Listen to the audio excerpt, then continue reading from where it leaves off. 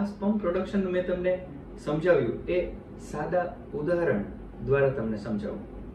જ્યારે પણ એક નળ છે, ટેપને તમે સ્ટાર્ટ કરો છો ત્યારે એમાં પાણી નથી આવતું, તો બે કારણો હોઈ શકે.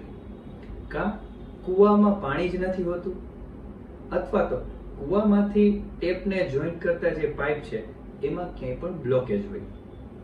આને સરળ રીતે સમજીએ તો કાં પ્રોડક્શન લેવલે પ્રોબ્લેમ છે, એટલે કે ટેસ્ટિસમાં સ્પર્મ બનતા જ નથી, અથવા તો ટ્રાન્સપોર્ટેશન લેવલે પ્રોબ્લેમ છે, એટલે કે વાસ ડેફરન્સમાંથી ટ્રાન્સપોર્ટ નથી થઈ શકતા સ્પર્મ.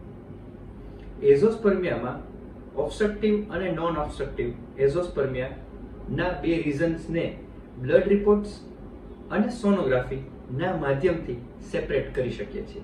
હવે જ્યારે સિમેન્ટનો કાઉન્ટ 0 આવ્યો હોય છે, એઝોસ્પર્મિયા આવે છે, ત્યારે આપણે શું કરવું જોઈએ? ડાયગ્નોસિસ કન્ફર્મ થઈ ગયું છે, તો ચાલો પહેલા સ્પર્મનું પ્રોડક્શન શરીરમાં કેવી રીતના થાય છે એ સમજીએ. મગજમાં પિટ્યુટરી નામની ગ્લેન્ડ્સમાંથી FSH નામનું હોર્મોન સિક્રેટ કરી મેલમાં ટેસ્ટિસમાં સિગ્નલિંગ આપતો હોય છે કે તમે સ્પર્મ બનાવો. સ્પર્મ બનાવતા કોષ સ્પર્મનું પ્રોડક્શન કરે છે ટેસ્ટિસમાં, અને તેની બહાર એક એપિડિડાયમિસ નામની ગ્લેન્ડ રહેલી હોય છે કે જેની અંદર સ્પર્મ બનતા જાય અને સ્ટોર થતા જતા હોય છે. આ એપિડિડાયમિસમાંથી એક નળી દ્વારા, એટલે કે વાસ ડેફરન્સ દ્વારા આ સ્પર્મ બહાર નીકળતા હોય છે. જ્યારે પ્રોબ્લેમ પિટ્યુટરી લેવલે હોય છે, એટલે કે હોર્મોનનું સિગ્નલિંગ જ ટેસ્ટિસમાં બરાબર નથી થતું, જેને હાઇપોગોનેડોટ્રોફિક હાઇપોગોનેડિઝમ કહેવાય છે, એવા કેસીસમાં તમે હોર્મોન સપ્લિમેન્ટ આપવાથી ટેસ્ટિસનું પ્રોડક્શન થઈ શકે છે.